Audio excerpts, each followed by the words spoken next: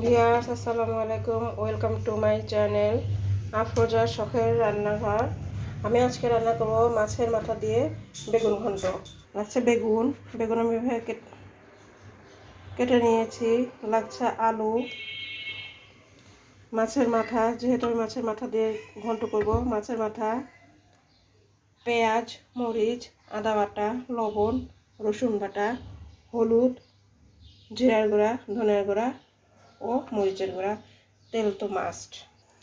চলে যাচ্ছি মূল রান্নায়। আমি এখানে অল্প তেল ব্যবহার করলাম, দিয়ে দিব সামান্য পেঁয়াজ কুচি।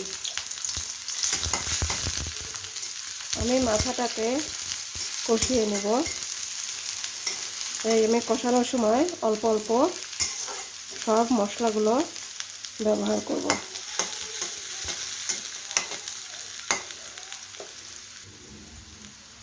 পেঁয়াজটা যেন পুড়ে না যায়, তাই আমি এখানে সামান্য পানি দিয়ে দিলাম। জলটা আমি একটু কমিয়ে নিয়েছি। দিয়ে দিলাম 4 চামচের 1 চামচ আদা বাটা, রসুন বাটা। দিয়ে দেবো 4 চামচের 1/2 চামচ লবণ।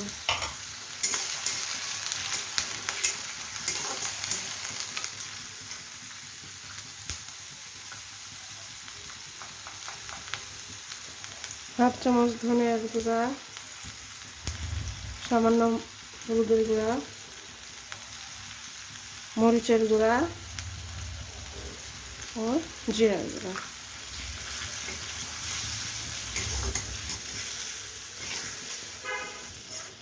এখানে আমি অল্প পরিমাণের মশলাগুলো দিয়েছি, বাট আদা বাটা, রসুন বাটাটা আমি পুরোপুরি দিয়েছি। আর বাকি মশলা যেমন হলুদ, জিরে, মরিচের গুঁড়া, ধনিয়ার গুঁড়া, এগুলো এখানে আমি 4 চামচের 1/2 চামচ দিয়েছি। তখন আমরা সেদ্ধ দিব আলু বেগুন, তখন আমরা ওইটার মধ্যে সামান্য লবণ, হলুদ এবং কাঁচামরিচ, মরিচের গুঁড়া এগুলো দিয়ে দিব।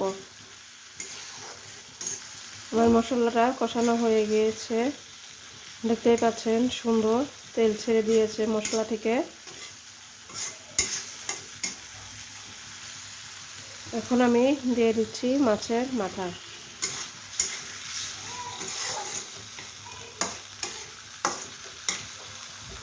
আর দিয়ে দেব সামান্য পানি, দেখতেই পাচ্ছেন।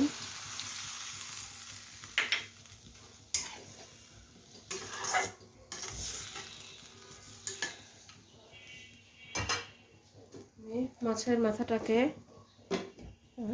কষানোর সময় ঢেকে দিব। কি অবস্থা দেখতে পাচ্ছেন।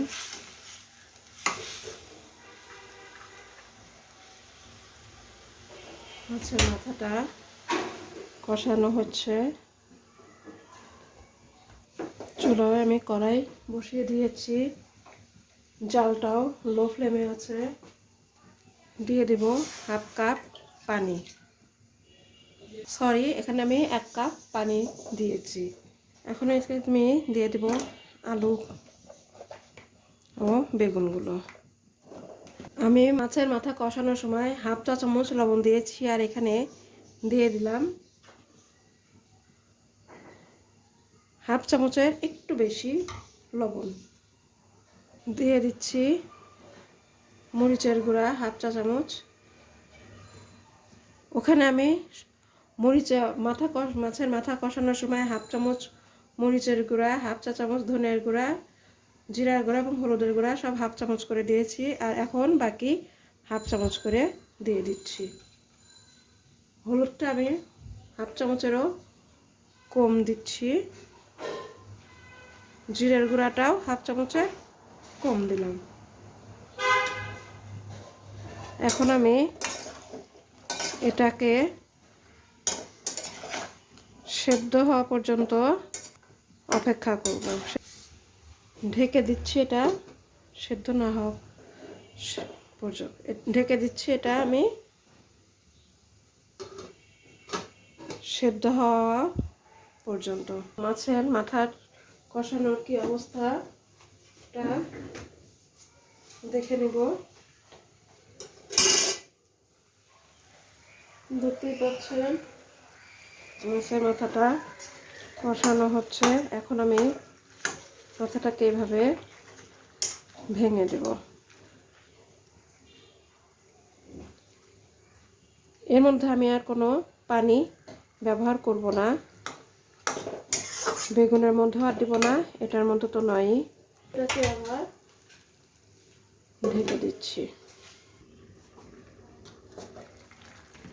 ভিউয়ার্স, দেখতেই পাচ্ছেন মাছের মাথাটা আমি দিয়ে দিয়েছি।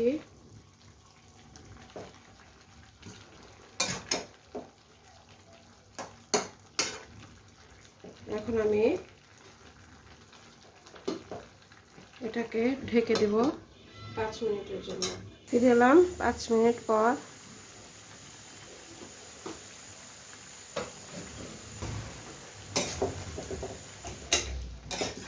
দেখতেই পাচ্ছেন বেগুনটা খুব সুন্দর সেদ্ধ হয়ে গিয়েছে।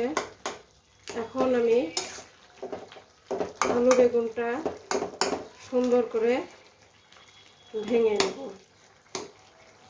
আমাদের যে ডাল ঘুটনি বা এটাকে আপনারা কে কি বলেন আমি জানি না, তবে আমরা এটাকে ডাল ঘুটনি বলে থাকি। এটা দিয়ে আমরা এভাবে বেগুন এবং আলুটাকে ভেঙে নেব। 4টে কাঁচামরিচটা আমি এভাবে আগেও দেখিয়েছি। আমি এভাবে মাথাটা কেচি দিয়ে বা বটি দিয়ে চিড়ে নিই।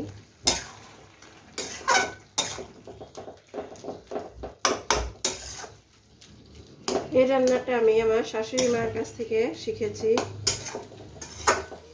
রান্নাটা এত মজা, খেতে এত ভালো লাগে যে আপনারা যদি না করেন তাহলে বুঝতে পারবেন না এই মাছের মাথা দিয়ে বেগুন ঘন্টটা কত মজার হয়। আমি এটাকে এখন বাগারের জন্য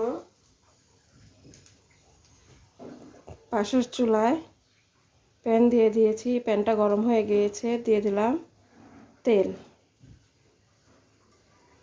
আপনারা নিশ্চয়ই দেখেছেন যে আমি যখন মাছের মাথাটা কষাতে দেই তখন আমি তেলটা বেশি ব্যবহার করিনি। দিয়ে দিচ্ছি একটা শুকনো মরিচ।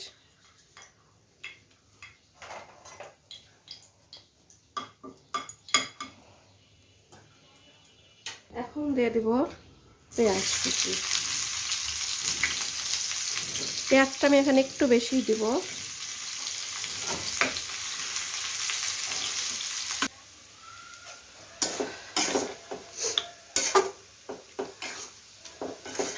কাঁচামরিচটা একটু পরে দিয়াতে এত সুন্দর কাঁচামরিচের একটা ফ্লেভার বের হয়েছে।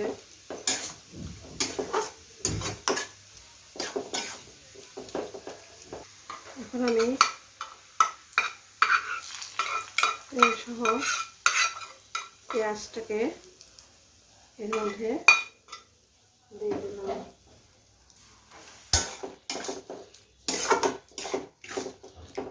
এটা এখন নাড়তে হবে খুব সুন্দরভাবে না মেশা পর্যন্ত। জালটাকে আমি একটু বাড়িয়ে দিলাম। এটাকে আমি নাড়তে থাকবো, কারণ নিচে যাতে নিচে যেন পুড়ে না যায়। এখন আমি এখানে ধনে পাতাটা কুচি কুচি করে কেটে দিয়ে দিচ্ছি। আমি প্রথমে ধনে পাতাটা দেখাইনি।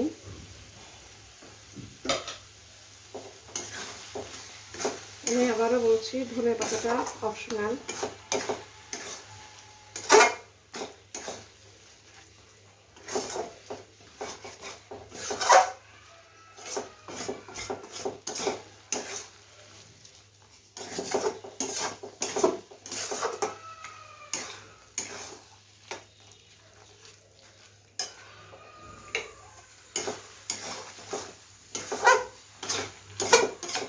জালটাকে একটু বাড়িয়ে দিয়েছি।